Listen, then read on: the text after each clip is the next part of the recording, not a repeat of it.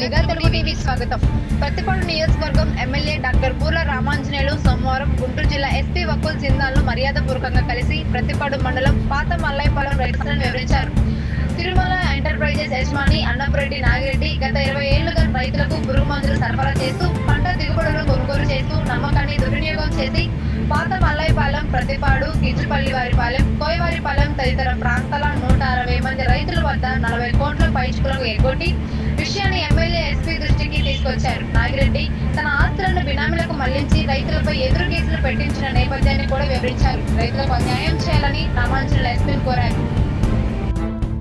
Tirumala traders Nagireddy అనేటువంటి వ్యక్తి fertiliser shop నడుపుతూ రైతులతో సంబంధాలు పెట్టుకొని వారి యొక్క పంటను అమ్మిన తర్వాత వాళ్ళు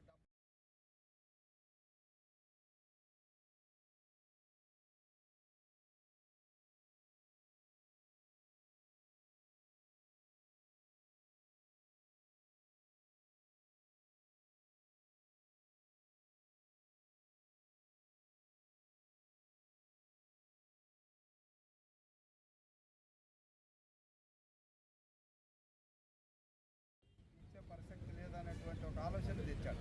సో దాంతో రైతులు కంగారు పడడం అనేటువంటి చేశారు. 1-4 సార్లు ఆయన దగ్గరికి వెళ్ళాడు, చూశారు. ఆయన దగ్గర ఆస్తులు ఉన్నాయి. ఆ ఆస్తుల్ని భార్య పేరు మీద, గుమస్తాల పేరు మీద, బినామీల పేర్ల మీద పెట్టేసి ఇప్పుడు ఐపీ నా దగ్గర ఏం లేదు అనేటువంటిది అంటుంది. అలాంటిది చెల్లదు. సో ఈరోజు రైతుల పక్షాన